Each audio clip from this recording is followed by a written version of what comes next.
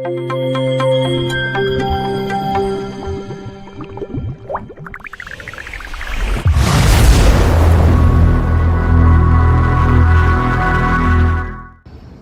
Student, welcome back to a new lecture of chemical kinetics. तो आज हम पढ़ने वाले हैं application of first order reaction क्या क्या होता है। ठीक है, तो पिछले लेक्चर में हमने क्या देखा था कि इंटीग्रेटेड रेट लॉ क्या होता है फास्ट ऑर्डर के लिए। तो आज हम इस लेक्चर में देखने वाले हैं एप्लीकेशन क्या होने वाला है फास्ट ऑर्डर रिएक्शन का, और nth ऑर्डर और जीरो ऑर्डर भी डिस्कशन करने वाले हैं। ठीक है, तो चलिए लेक्चर स्टार्ट करते हैं कि इंटरेस्टिंग क्वेश्चन के साथ। तो क्वेश्चन क्या दिया है बेसिकली कि एक रिएक्टेंट है जो है ए, जहां से प्रोडक्ट बन रहा है। ठीक है, रिएक्टेंट ए से प्रोडक्ट बन रहा है, तो उसका रेट कांस्टेंट बेसिकली क्या दिया है 6.93 सेकेंड इनवर्स दिया गया है। ठीक है, तो उससे पूछा है हमको कि अगर तुमको टाइम बताना है तुमको कि टाइम कितना होगा जहां पे ए का जो इनिशियल जो कॉन्सेंट्रेशन है वो 1 मोलर से लेके उसका जो एक टाइम टी पे है वो 0.25 मोलर हो जाएगा। समझ में आया क्या क्वेश्चन दिया गया है? एक रिएक्टेंट है जो है ए, जहां से प्रोडक्ट फॉर्म हो रहा है और उसका रेट कांस्टेंट कितना दिया गया है 6.93 सेकेंड इनवर्स है। बेसिकली ये मेंशन कर दिया गया है कि फास्ट ऑर्डर रिएक्शन है। ठीक है, एक फास्ट ऑर्डर रिएक्शन है जहां पे ए से प्रोडक्ट बन रहा है और हमारा रेट कांस्टेंट कितना दिया गया है 6.93 सेकेंड इनवर्स दिया गया है। तो आपको टाइम बताना है जहां पे जो रिएक्टेंट है 1 मोलर से 0.25 मोलर हो रहा है। ठीक है, तो फास्ट ऑर्डर रिएक्शन का इंटीग्रेटेड रेट लॉ क्या होता है basically KT equal to ln of A not by AT होता है। ठीक है, तो हम क्या कर सकते हैं KT इक्वल टू ये भी लिखते थे कि ln को अगर log में कन्वर्ट करना हो तो क्या लिखते थे 2.303 A not log A not by AT भी लिखते थे। ठीक है, तो अगर हम यहाँ पे क्या करेंगे जो वैल्यूज दिया गया है उसको पुट करके देखते हैं। क्या लिखेंगे हम 6.93 सेकेंड इनवर्स इनटू टी हमको मेंशन किया नहीं गया है, टी पूछा गया है, इक्वल टू क्या होगा 2.303 लॉग ऑफ ए नॉट कितना दिया गया है 1 मोलर दिया गया है और ए टी का कंसंट्रेशन कितना दिया गया है 0.25 दिया गया है। ठीक है, अगर इसको हम सॉल्व करेंगे तो आपको क्या मिलेगा 6.93 second inverse into t equal to 2.303।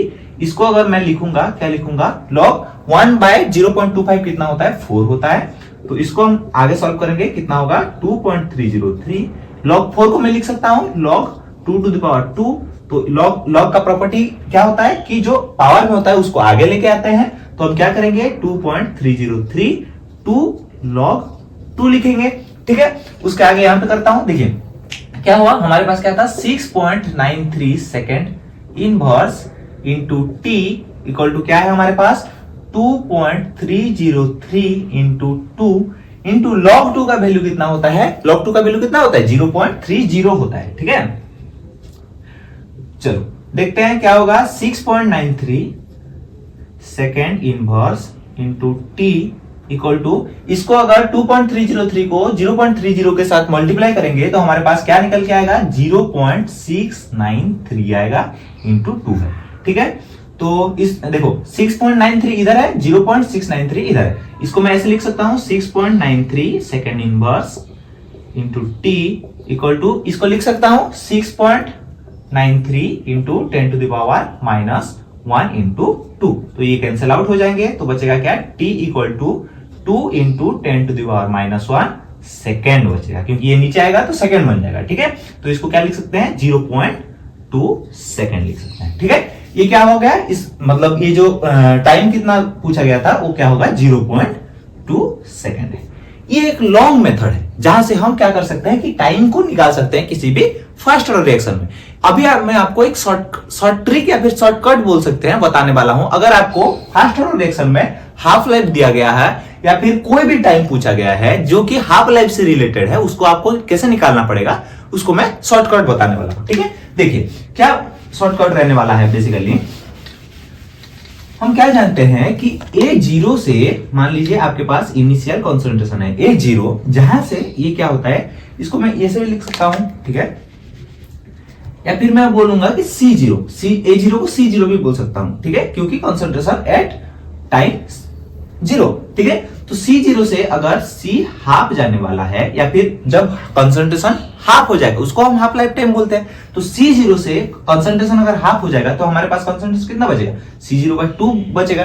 तो ये जो टाइम लगता है उसको हम क्या बोलते थे कि C0 से अगर C0/2 बन रहा है कंसंट्रेशन, मतलब वो प्रोडक्ट बन रहा है और हमारे पास C0/2 कंसंट्रेशन बचा है, उस टाइम को हम बेसिकली क्या बोलते थे, टी हाफ बोलते थे।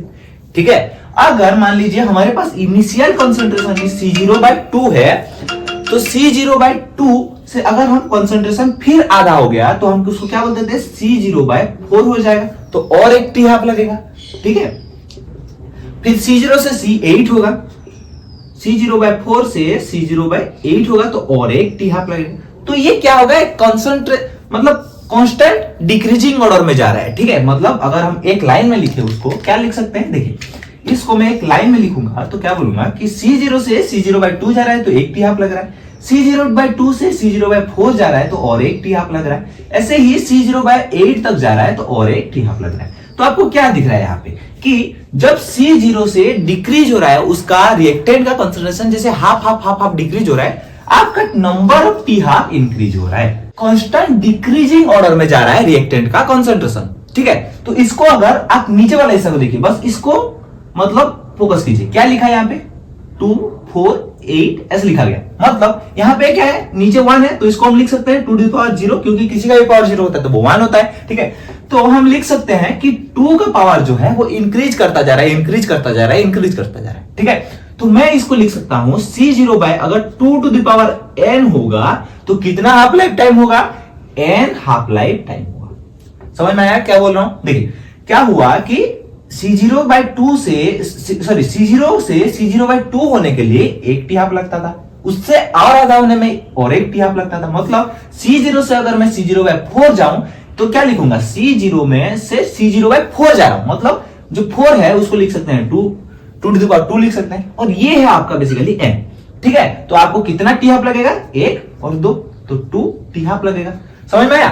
तो अगर C0 से हम जितना भी घटाते जा रहे हैं, अगर वो वैल्यू कहीं पे भी C0/2n में है तो आप उसको लिख सकते हैं n टी हाफ लिख सकते हैं। ठीक है, तो इस क्वेश्चन को देखेंगे तो इस क्वेश्चन में क्या है, देखिए कि हम क्या बोल रहे हैं कि पहला था हमारे पास 1 मोलर था, जहां से हमारे पास क्या बचा है अभी 0.25 बचा है। तो आप इसको क्या बोल सकते हैं कि पहले क्या हुआ होगा 0.5 हुआ होगा और उसके बाद उसका और आ रहा होगा तो 0.25 हुआ होगा। ठीक है, तो यहाँ पे मान लीजिए क्या है कि 1 से 0.25 जाने में इसका कितना पोर्शन है, मतलब C0/4 है, तो इसको क्या लिख सकते हैं, C0/4 इक्वल टू कितना होगा, n टी हाफ होने वाला है। इसको हम क्या लिख सकते हैं, C0/2 मतलब 2 इंटू n का वैल्यू आ गया 2 आपके पास, तो इसको हम लिख सकते हैं 2 टी हाफ होने वाला है। तो और फर्स्ट ऑर्डर रिएक्शन में टी हाफ का वैल्यू क्या होता है 0. ये तो पहले भी देखे थे हम, पहले लेक्चर में क्या देखे थे, टी हाफ का वैल्यू जो होने वाला है वो क्या होने वाला है 0.693/k होने वाला है। तो यहां पे हम लिख सकते हैं 2 इंटू 0.693/k लिख सकते हैं, और 2 इंटू 0.693, और यहां पे अगर k का वैल्यू पुट करेंगे, k का वैल्यू कितना है 6.93 सेकेंड इनवर्स है, तो इसको पुट करेंगे तो क्या होगा, ये आ जाएगा आपका पास 2/10 आ जाएगा, तो क्या होगा 0.2 सेकेंड आएगा। ठीक है, आंसर सेम आया पूरा। तो आपके पास फॉर्मूला क्या निकल के आता है कि C0/2n होगा, तो आपके पास क्या होगा n टी हाफ होगा। समझ में आया? ये आपका फॉर्मूला निकल के आता है कि अगर आपका जो कंसंट्रेशन आफ्टर टाइम t बचा है वो C0 का कितना पोर्शन है आपको देखना पड़ेगा।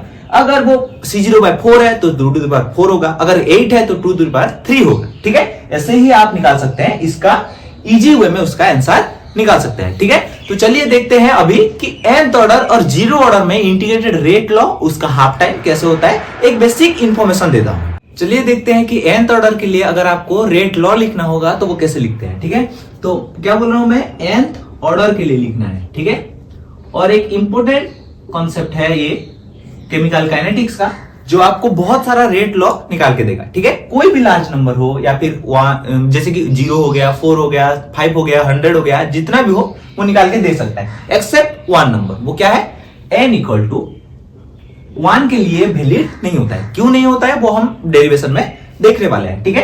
तो स्टार्ट करते हैं। मान लीजिए आपका एक रिएक्टेंट है जो प्रोडक्ट्स दे रहा है, क्या है वो, ए प्रोडक्ट्स दे रहा है, ये एक nth ऑर्डर है। तो पहले मैं क्या करता हूं, एक डिफरेंशियल रेट लॉ लिखता हूं इसका। तो डिफरेंशियल रेट लॉ क्या होता है, d a by d t equal to, अगर इसका रेट लॉ लिखूंगा तो क्या लिखूंगा, के ए टू द पावर, जैसे कि मैं बोल रहा हूं कि nth ऑर्डर रिएक्शन है तो इसको मैं लिखूंगा कि ए टू द पावर n लिखूंगा। अगर इसको मैं सॉल्व करूंगा तो क्या बोलूंगा कि ये ए को इधर लेके आता हूं और डी टी को इधर लेके जाता हूं, ठीक है। D a by a to the power n equal to क्या लिखूंगा, के डी टी लिखूंगा, ठीक है। D a by a to the power n, ठीक है, equal to minus k d t लिख सकता हूं, माइनस साइन को उधर लेके चला गया। अभी क्या करेंगे, इंटीग्रेशन करेंगे, और इंटीग्रेशन का लिमिट क्या होने वाला है देखते हैं। देखिए t time t equal to 0 पे हमारे पास क्या था, a 0 था, या फिर हम बोल सकते हैं c 0 था, और t equal to time t पे हमारे पास कंसंट्रेशन c t था। तो हम क्या बोलेंगे, अगर इंटीग्रेशन का लिमिट सेट करके इंटीग्रेशन करेंगे, क्या बोलेंगे कि जब c 0 से c t था हमारे पास, इंटीग्रेशन किसका करने वाला है, d a by a to the power n का, और यहाँ पे आपका क्या होने वाला है, integration minus integration of t equal to 0 से लेके t इक्वल टू t तक किसका, k dt का। अगर इसका इंटीग्रेशन कैसे करेंगे तो हम क्या लिख सकते हैं कि कोई a का पावर 1 बाय a का पावर n को हम क्या बोल सकते हैं, a to the power minus n भी बोल सकते हैं, और इंटीग्रेशन करेंगे इसका तो क्या आपको क्या मिलेगा, minus n plus 1 by a to the power minus n plus 1 by minus n plus 1, ठीक है। अगर इसको इंटीग्रेशन को हम लिखेंगे तो क्या बोल सकते हैं कि a to the power minus n plus 1 by minus n plus 1, और इसका लिमिट क्या रहने वाला है, बेसिकली c 0 से लेके c t तक रहने वाला है। और इसका दूसरी साइड का इंटीग्रेशन करेंगे तो ये माइनस के बाहर आ जाएगा, t का लिमिट क्या होने वाला है, t से लेके 0 तक होने वाला है, ठीक है। तो इसको हम क्या लिखेंगे, लिमिट को पुट करते हैं तो आपके पास क्या आएगा, c t, इसको मैं अरेंज करके लिखता हूं तो इसको क्या लिख सकता हूं, 1 माइनस n भी लिख सकता हूं। यहां पे क्या लिखूंगा, c0 1 minus n by 1 minus n equal to के टी, माइनस के टी होगा। मैं क्या करता हूं, इस माइनस को इधर लेके आ जाता हूं और इसको c0 पहले आ जाएगा, अगर इस माइनस को इस तरफ लाएंगे तो c0 में प्लस हो जाएगा, तो c0 1 minus n minus ct 1 minus n by 1 minus n t T हो जाएगा। ये क्या है आपका integrated rate law equation for nth order reaction, ठीक है।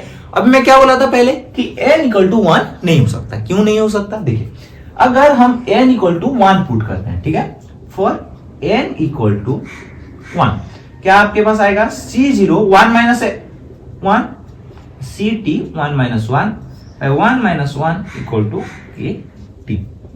तो आपके पास क्या आएगा, c0 to the power 0 minus ct to the power 0 भाई, यहाँ पे 1 माइनस 1 करेंगे तो भी 0 आएगा। मतलब क्या आ रहा है कि n इनवैलिड हो रहा है, ठीक है। किसी का भी पावर 0 क्या होता है, 1 होता है, तो ये इनवैलिड हो गया।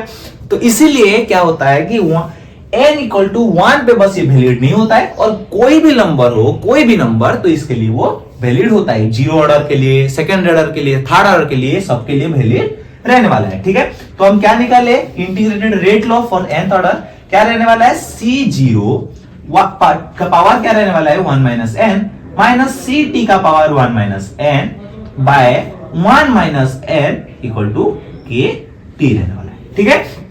इसी को हम पुट करके कोई भी रिएक्शन का इंटीग्रेटेड रेट लॉ लिख सकते हैं, ठीक है। पहले 0 ऑर्डर के लिए लिखना स्टार्ट करते हैं, ठीक है।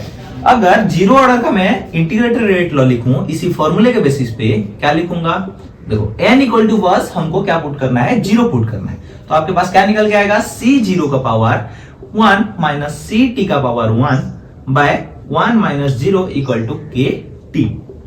c0 minus ct equal to के टी। यही हम देखे थे कि ct का वैल्यू क्या होता है कि c0 माइनस के टी होता है। यही होता है integrated rate law for zero order reaction. तो हम क्या देखे थे कि जो ct का वैल्यू है कि आफ्टर सम टाइम जो कंसंट्रेशन रहने वाला है वो किससे सब्सट्रैक्ट करने के बाद आता है, हमारा जो इनिशियल जो कंसंट्रेशन है उससे अगर आपको के को सब्ट्रैक्ट करेंगे तो आपके पास जो सी टी का वैल्यू आके निकल के आएगा। ठीक है, इसी बेसिस पे अगर आपको हाफ ऑर्डर निकालना है किसी भी रिएक्शन का तो भी आप निकाल सकते हैं। कैसे निकाल सकते हैं, देखिए आपके पास जीरो ऑर्डर का इटरेटेड रेट लॉ क्या निकल के आता है, c t equal to C zero minus के टी। और हाफ लाइफ टाइम क्या बताता है कि हाफ लाइफ टाइम क्या होता है, जहां पे सी टी का वैल्यू है वो सी जीरो बाई टू बन जाता है। उसी को बोलते हैं जो टाइम पे सी टी का value c zero by two बनता है उसी को वो हम बोलते हैं हाफ लाइफ टाइम। और जीरो ऑर्डर हम क्या लिख सकते हैं, इसको सी टी को लिख सकते हैं C zero by two equal to C zero minus के टी। तो यहां पे क्या लिखेंगे, C zero equal to two C zero minus के टी, टू के टी लिखेंगे। तो आपके पास क्या आएगा, इसको इस साइड लेके आते हैं, टू के t equal to two C zero minus C zero. तो क्या होगा, टू के t equal to C zero और के टी आपके पास क्या निकल के आएगा, सी जीरो बाई टू और टी हाफ को लिख सकते हैं सी जीरो बाई टू के। यही निकल के आया था हमारा जीरो ऑर्डर के लिए जो half life time.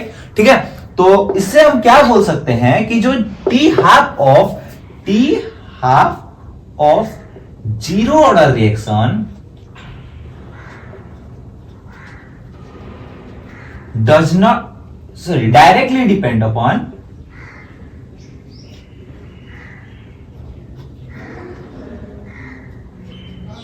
the initial concentration।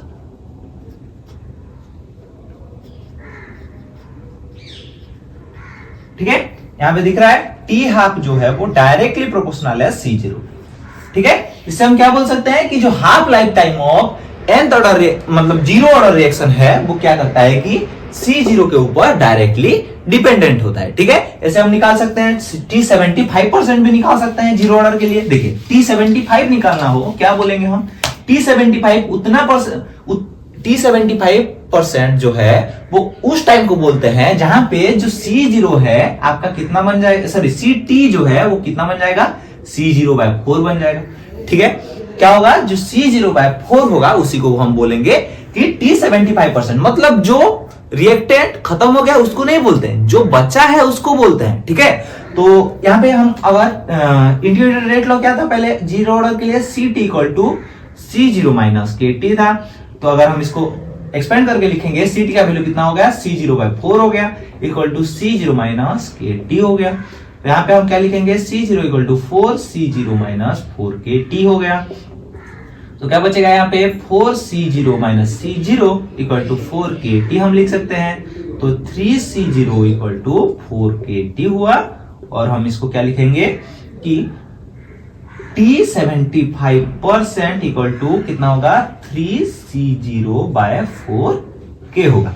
अगर इसको हम टी हाफ के साथ रिलेट करेंगे जीरो ऑर्डर का, हम क्या बोल सकते हैं, टी हाफ इक्वल टू कितना होता था, टी हाफ इक्वल टू होता था कितना, सी जीरो बाई टू के होता था।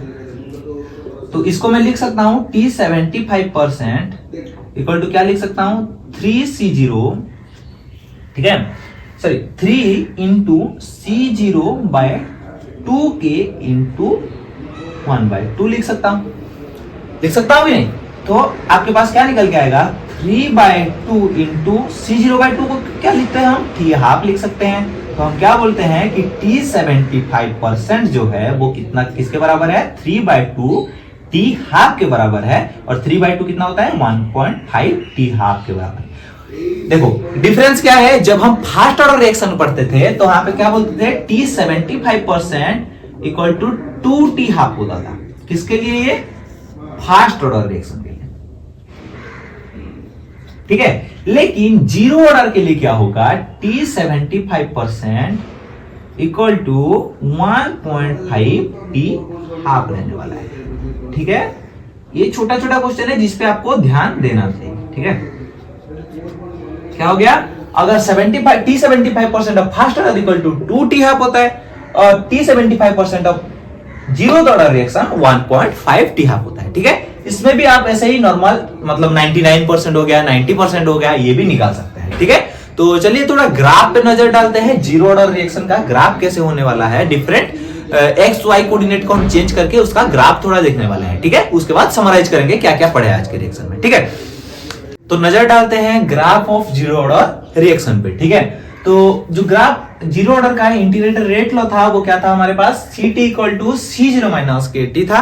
यही से भी सब ग्राफ निकल के आने वाला है, ठीक है। पहला ग्राफ हम क्या देखने वाले हैं, Ct वर्सेस T के ग्राफ, ठीक है। किसका देखने वाले हैं, Ct वर्सेस T का ग्राफ। तो Ct वर्सेस T का ग्राफ हम देखने वाले हैं, ठीक है। Ct वर्सेस T को क्या लिख सकते हैं हम, देखो Ct equal to C0 minus Kt को हम ये भी लिख सकते हैं माइनस Kt प्लस C0 लिख सकते हैं, है ना। तो इसको हम अगर y कोऑर्डिनेट लिए और इसको मतलब इस बेसिकली ये जो टर्म है उसको हम कैसे लिख सकते हैं, y equal to mx plus c के टर्म में उसको रिप्रेजेंट कर सकते हैं। तो इसको अगर हम y लें तो क्या लिख सकते हैं, mx प्लस c लिख सकते हैं। यहाँ पे y का वैल्यू क्या आया, ct आया, m का वैल्यू कितना निकल के आया, माइनस k निकल के आया, और ये जो c का वैल्यू है जो कांस्टेंट टर्म है उसका वैल्यू कितना निकल गया, C0 निकल के आया, ठीक है। तो इस सब को यूज करके अगर हम ग्राफ ड्रॉ करेंगे तो हमारे पास क्या निकल के आएगा, ये रहा आपका Ct, y एक्सिस में, x एक्सिस में आपके पास क्या है, t का वैल्यू है, आया Ct वर्सेस t का ग्राफ आ गया। अगर आपको देखो यहाँ पे m का वैल्यू क्या है, माइनस में, तो स्लोप क्या होगा, डिक्रीजिंग ऑर्डर में रहेगा। और ये जो वैल्यू है इसको हम क्या बोल सकते हैं, इसको हम बोलेंगे C0, क्योंकि कांस्टेंट टर्म है जो रेंज होने के बाद वो ग्राफ क्या होगा, एक्सपोनेंशियल सॉरी मतलब डिक्रीज होने वाला है। और ये इसका ये जो लाइन है इसका स्लोप क्या होने वाला है, माइनस k होने वाला है, ठीक है। ये हो गया आपका किसका ग्राफ, Ct वर्सेस t का ग्राफ। अभी हम देखने वाले हैं t हाफ वर्सेस C0 का ग्राफ, ठीक है। t हाफ और C0 का रिलेशन क्या होता है, देखो t हाफ हम क्या बोलते हैं कि C0/2k बोलते थे, ठीक है। इसी को भी अगर हम y इक्वल टू mx के फॉर्म में दिखाने वाले हैं तो हम क्या लिखेंगे, y इक्वल टू mx लिखेंगे। और इसको हम और क्या लिख सकते हैं, t half equal to 1/2k C0 भी लिख सकते हैं, ठीक है। जैसे कि यहाँ पे देख रहे हैं कि कोई भी कांस्टेंट टर्म नहीं है तो वो ग्राफ क्या होगा, ओरिजिन से पास करेगा। तो हम इसको क्या दिखा सकते हैं, देखो y का वैल्यू कितना है, t हाफ है, तो y एक्सिस में t हाफ रहेगा, x एक्सिस में क्या रहेगा, C0 है, तो क्या रहेगा यहाँ पे C0। और हम यहाँ पे कोई भी कांस्टेंट टर्म नहीं है तो इसको क्या बोल सकते हैं, जो इंटरसेप्ट बोलते हैं, तो इंटरसेप्ट यहाँ पे नहीं है तो ग्राफ क्या होगा, ओरिजिन से पास करेगा, ठीक है। ये ओरिजिन से पास किया और यहाँ पे कोई नेगेटिव साइन नहीं है तो इंक्रीजिंग ऑर्डर में रहेगा इसका लाइन। और हम क्या बोल सकते हैं, जो इसका स्लोप है, स्लोप क्या रहने वाला है, 1/2k रहने वाला है, ठीक है। 1/2k हो गया आपका स्लोप का वैल्यू, ठीक है। अभी देखते हैं कि जो रेट ऑफ रिएक्शन के साथ रेट के साथ किसका ग्राफ ड्रॉ करने वाला है, कंसंट्रेशन का ग्राफ ड्रॉ करने वाला है, ठीक है। हम रेट को क्या लिखते थे, रेट को हम क्या लिख सकते थे, जीरो ऑर्डर में k इंटू a का पावर 0 लिख सकते हैं। तो यहां पे क्या देख रहे हैं कि रेट a के साथ कोई भी मतलब रिलेशन नहीं है उसका, ठीक है। तो a का पावर 0 मतलब कोई भी रिलेशन नहीं है, तो हम क्या बोल सकते हैं, जो रेट है कंसंट्रेशन के साथ रिलेशन नहीं है, मतलब ये जो ग्राफ है वो पैरेलल होगा a के साथ, ठीक है। क्या बोल सकते हैं कि जो ये रेट का ग्राफ है वो क्या होगा, पैरेलल होगा a के साथ, ठीक है।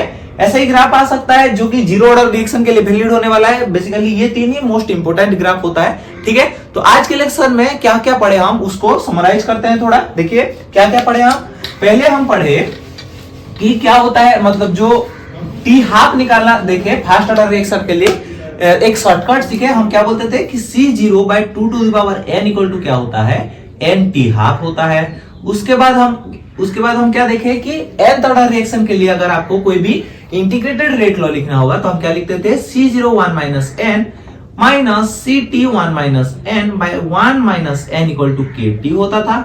जीरो ऑर्डर रिएक्शन के लिए हम क्या देखे थे कि जीरो ऑर्डर रिएक्शन के रेट लॉ क्या होता है कि CT equal to C0 - KT होता था।